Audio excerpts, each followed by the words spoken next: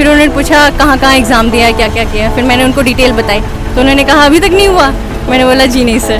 तो बोले कोई बात। फिर उन्होंने मुझसे वही कि कुंभ मेला कहाँ पे कहाँ लग रहा है, फिर कितने ज्योतिर्लिंग हैं पूरे इंडिया में, अगर पुरुष और महिला साथ में अगर मिलते हैं एलिट सोसाइटी में तो वहाँ पे फिर कुछ देर के बाद अलग अलग पुरुष के साथ और महिला के साथ क्यों चले जाते। इंडिया का क्या स्टैंड है उस पर, और क्या स्टैंड होना चाहिए और क्या नहीं होना चाहिए। तो पहले थोड़ी स्ट्रैटेजी काफ़ी फैक्ट बेसिस थे, अब काफ़ी है कि आपको काफ़ी डीपली नॉलेज चाहिए कि जो क्वेश्चन पूछे जा रहे हैं उसमें आप टू द पॉइंट वही है कि आप जो क्वेश्चन है आप वही बात नहीं बनाते हैं।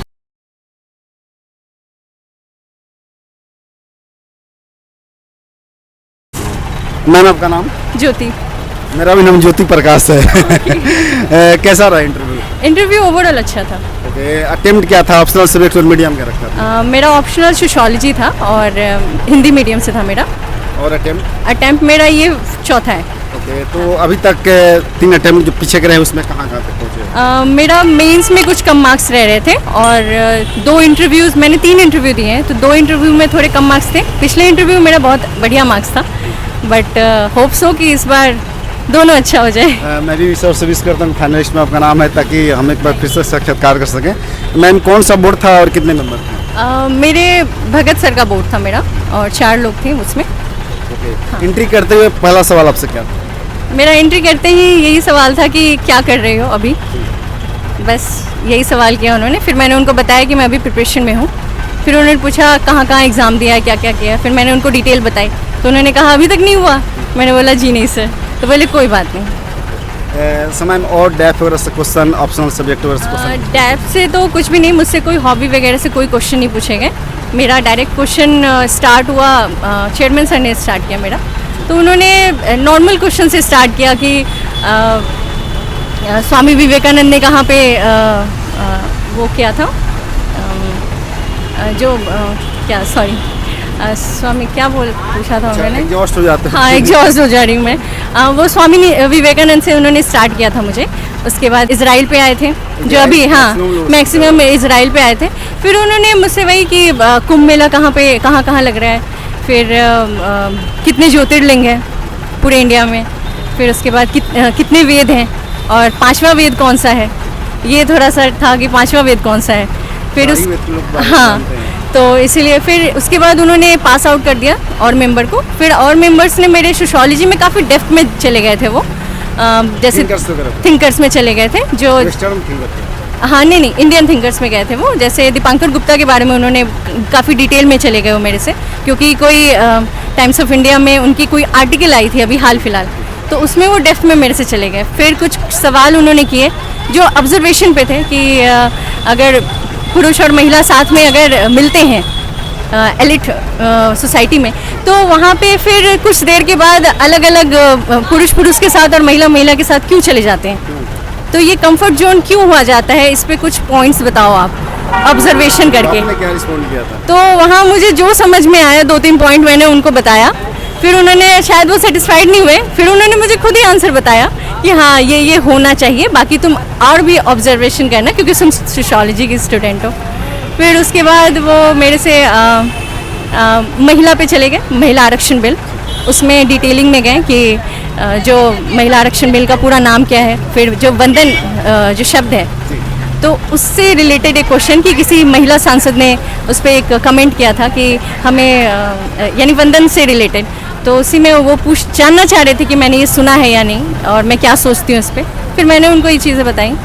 फिर उसके बाद 3rd मेंबर मेरे से इजराइल और फ़िलिस्तीन पे इंडिया का क्या स्टैंड है उस पर, और क्या स्टैंड होना चाहिए और क्या नहीं होना चाहिए, और भी देशों का क्या स्टैंड है, और इंडिया अभी फ़िलहाल और मतलब जिस तरीके से वो स्टैंड ले रहा है वो सही है या नहीं।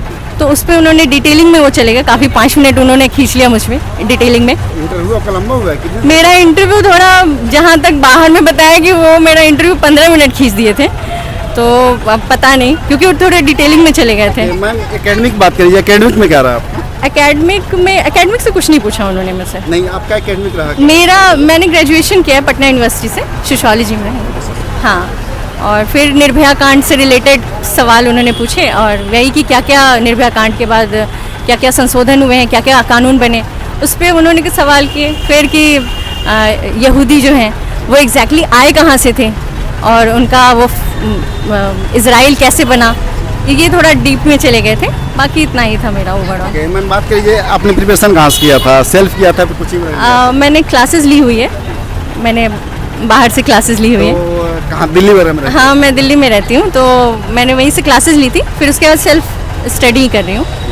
प्रीलिम्स की मैम थोड़ा स्ट्रेटेजी बताइए, क्या कहना? प्रीलिम्स तो इस बार से थोड़ा चेंजेस हो गए हैं, काफ़ी चेंजेस आ गए हैं, और ये हमारे जैसे स्टूडेंट के लिए बढ़िया है जो यूपीएससी के लिए हैं। तो पहले थोड़ी स्ट्रैटेजी काफ़ी फैक्ट बेसिस थे, अब काफ़ी है कि आपको काफ़ी डीपली नॉलेज चाहिए। तो आप क्या कंटेंट फॉलो करें? तो मैं वही एनसीईआरटी, और आप किसी अच्छे इंस्टीट्यूट का नोट्स फॉलो करें, काफ़ी है इतना। और मैम मेंस में? मेंस में देखिए अब काफ़ी पैटर्न चेंज हो गया है मेंस का, तो मैं ये कहूँगी कि उसमें भी मैंने मेंस में भी वही किया था। जो मेरा सेल्फ है वो मैंने खुद न्यूज़पेपर डेली आप रखो, एक किसी अच्छे इंस्टीट्यूट का नोट्स आप लो, उसमें आप खुद ही पिकअप करो टॉपिक्स, क्योंकि जो भी होते हैं मुद्दे जो हाईलाइटेड होते हैं वो आपको आइडिया होता है, तो उस पर आप खुद नोट्स प्रिपेयर करो।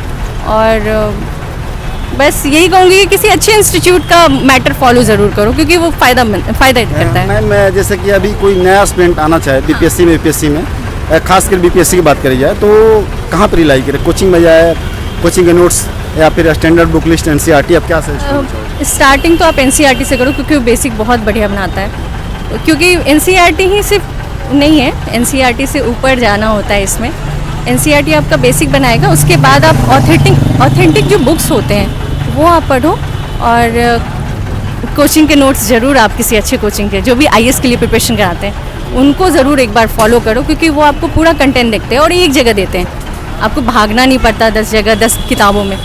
तो वहाँ जब आप एक बार पढ़ लोगे ना तो आपको आइडिया लग जाता है, और फिर टेस्ट सीरीज़ वगैरह लगाओगे तो फिर आइडिया मिल जाता है आपको कि हाँ क्या लिखना है, क्या नहीं लिखना है, कहाँ गलती हो रही है। टेस्ट सीरीज कब से लगाना स्टार्ट करना? मैंने टेस्ट सीरीज़ जब मैंने 64th देना शुरू किया था, और उससे पहले भी मैंने आईएएस के लिए भी टेस्ट सीरीज़ मैंने लगाई हुई है, तो आइडिया मुझे हो गया था कि कैसे लिखना है, क्या लिखना है। और फिर जब आप फेल होते हो तो आपको आइडिया लग जाता है कि हाँ कहाँ लैक हो रहा है, तो वही बस। अच्छे आंसर का फॉर्मेट क्या होना चाहिए आपकी नज़र में?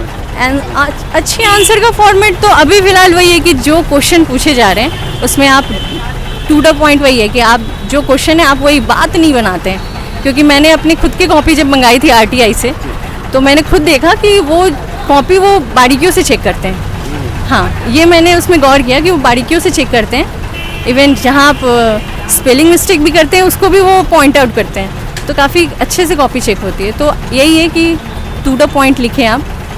बीपीएससी के लिए मैं यही कहूँगी पॉइंट और पैराग्राफ दोनों फॉर्मेट को लेके चलें तो ज़्यादा बेहतर रहेगा। लास्ट मैसेज स्टूडेंट के लिए यही कि जो भी आएंगे इंटरव्यू देने के लिए मैं उनको यही कहूँगी प्लीज़ करंट अफेयर अच्छे से डीपली करके आना, ऊपर ऊपर देख के मत आना, क्योंकि सर काफ़ी डीपली अंदर से पूछ रहे हैं। तो बस मैं यही कहूँगी 1-2 महीने का जो करंट अफेयर है वो अच्छे से करके आएँ, बाकी अपना खुद का जो सब्जेक्ट है वो आप खुद से करके आएँ। Okay ma'am, thank you so much. इस वर्ष प्रे करता हूँ कि आपका फाइनल इसमें नाम आए, ताकि एक बार फिर से साक्षात्कार सके। Thank you so much.